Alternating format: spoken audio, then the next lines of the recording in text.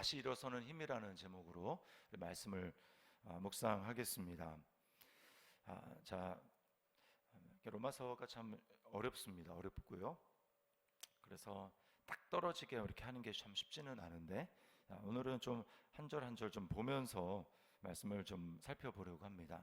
14절에 보니까 우리가 율법은 신령한 줄 알거니와 나는 육신에 속하여 죄 아래 팔렸도다, 이렇게 이야기를 합니다. 율법이 신령하다라고 하는 것은, 신령하다라고 하는 것은 영적이다라고 하는 것이죠. 그래서 율법은 하나님의 뜻을 이루는 완전한 것이다 라고 하는 뜻입니다. 율법이 나쁜 게 아니라 율법은 선한 것이다 라고 하는 거고요. 반면에 자신은 어떻습니까? 나는 육신에 속하여 죄 아래 팔렸도다.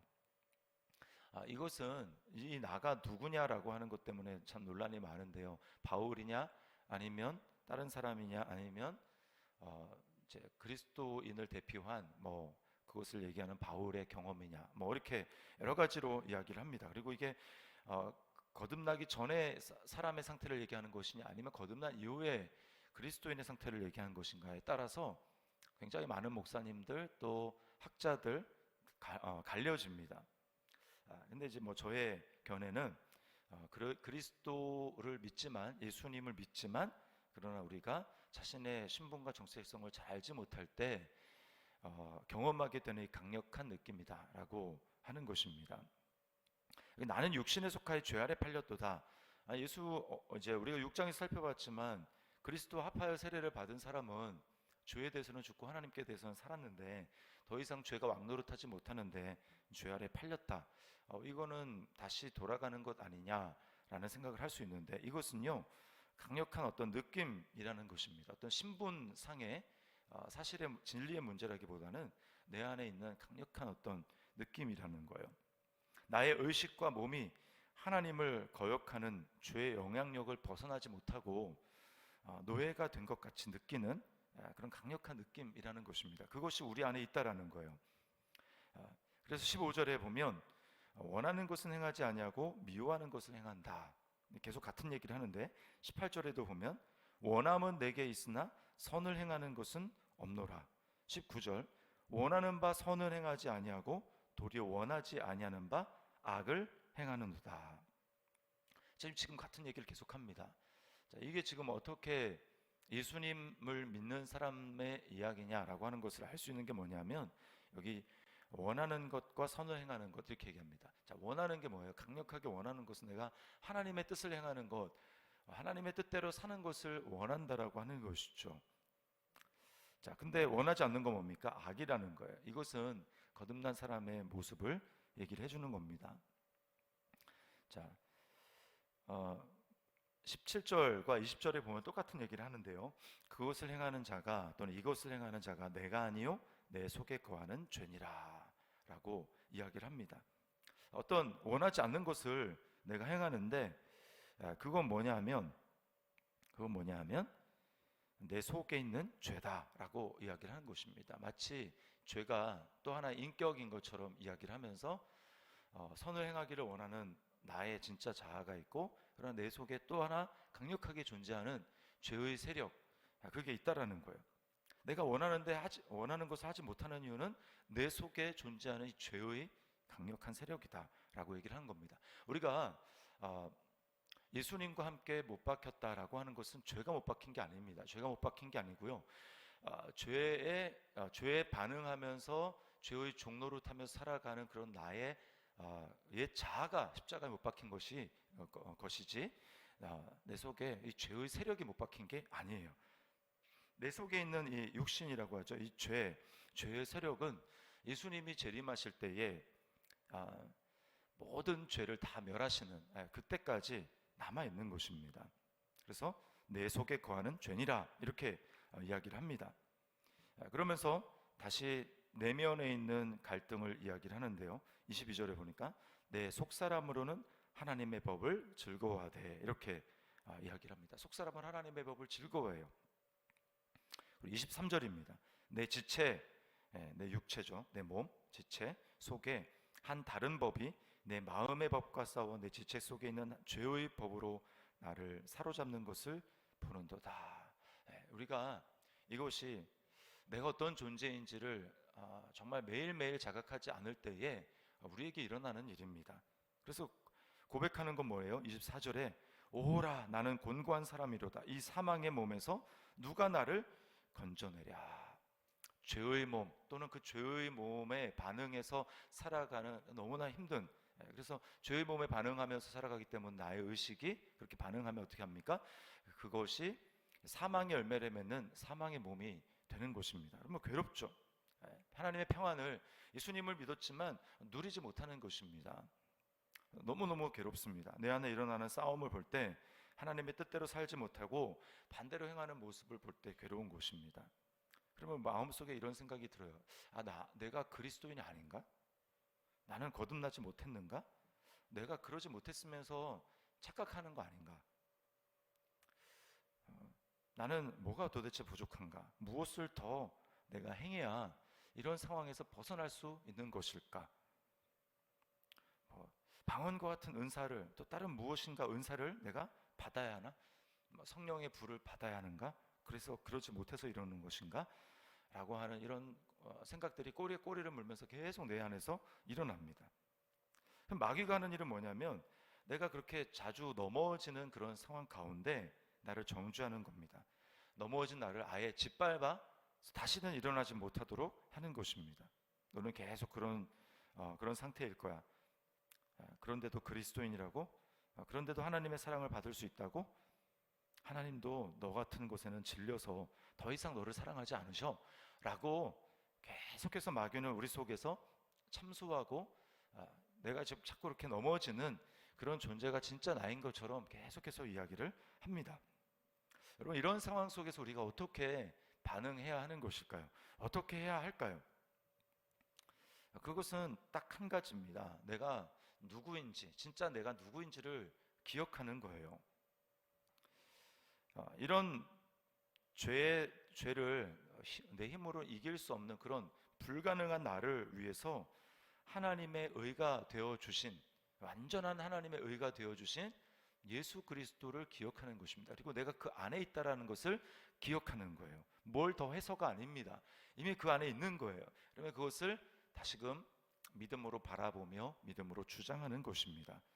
그래서 그게 바로 25절 말씀 얘기를 하는 거예요. 방금 전까지만 해도 죽을 것 같이 막 괴롭다, 너무 슬프다, 공고한 사람이다, 비참하다 이렇게 얘기를 하다가 25절에 뭐라고 얘기합니까? 우리 주 예수 그리스도로 말미암아 하나님께 감사하리로다.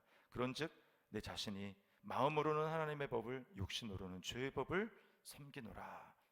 자, 동일한 것을 인정하면서 그런데 감사하고 있습니다.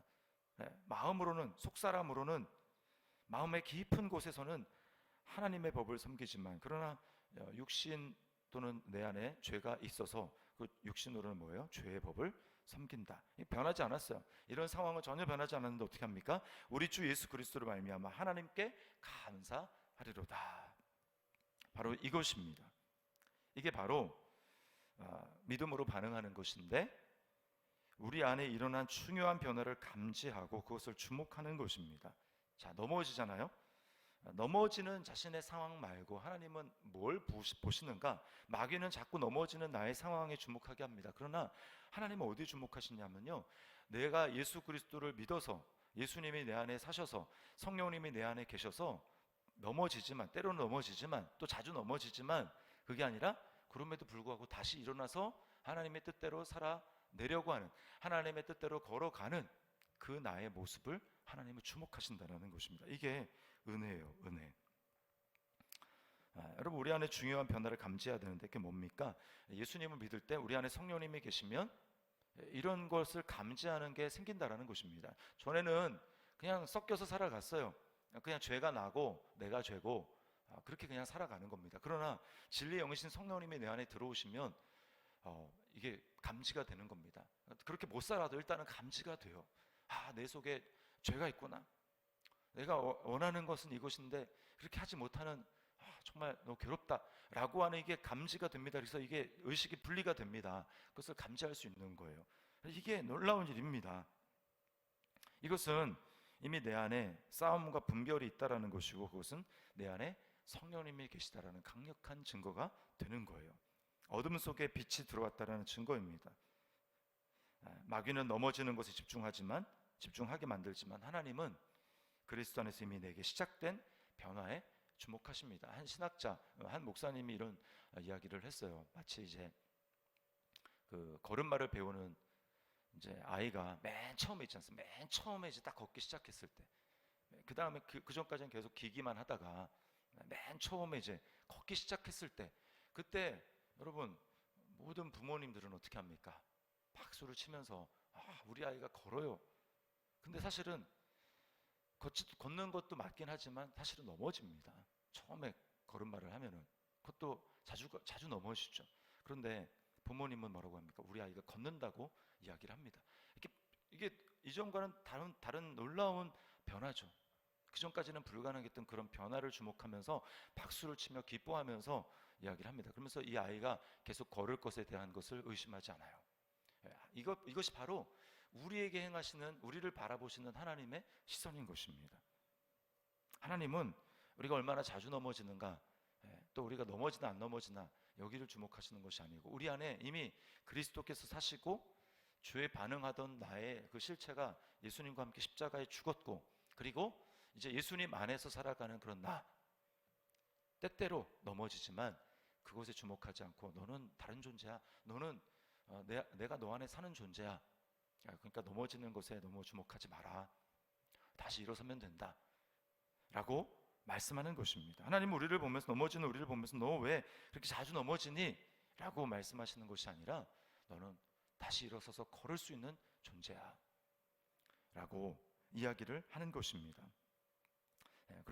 그러므로 여러분, 우리도 그렇게 반응해야 됩니다. 하나님이 우리를 보시는 것과 똑같은 그런 모습으로 그 믿음을 가지고 내가 반응을 할 때 하나님이 기뻐하시는 것입니다. 자꾸 넘어지는 나 자신의 모습을 바라보면서 나는 왜 이런가, 나는 정말 구제불능인가 라고 하면서 그런 나에 대해서 계속 그렇게 하면 그것은 마귀의 올무에 넘어가는 것입니다. 마귀가 박수치는 거예요. 그럼 그렇게 할수록 우리가 믿음대로 잘 살아낼 수 있는가? 오히려 정반대로 가는 겁니다. 못 살아요, 못 살아.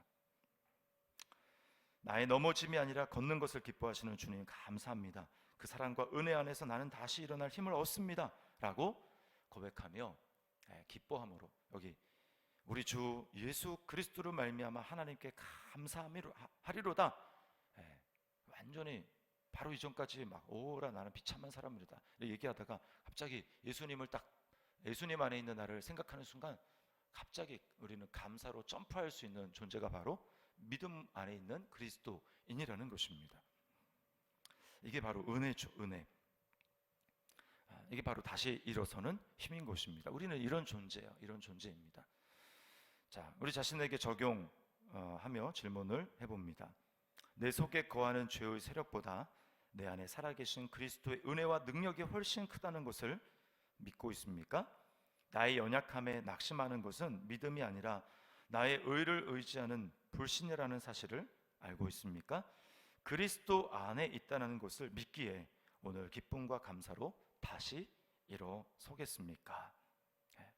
이것이 바로 우리를 향한 하나님의 놀라운 은혜입니다. 오늘 이 말씀을 기억하면서 오늘 하루도 우리는 우리 자신만 바라보면 우리 연약한 존재입니다. 그럼 우리는, 그리스도 안에 있는 우리는 더 이상 그런 존재가 아니라고 말씀하십니다. 너는 일어서서 다시 걸을 수 있는 존재야 라고 말씀하시는 그 하나님의 말씀을 기억하면서 오늘 믿음으로 하나님을 기쁘시게 하는, 또 믿음으로 하나님을 기쁘시게 할 뿐만 아니라 그런 삶을 살아내는 은혜가 우리에게 넘치게 될 줄 믿습니다.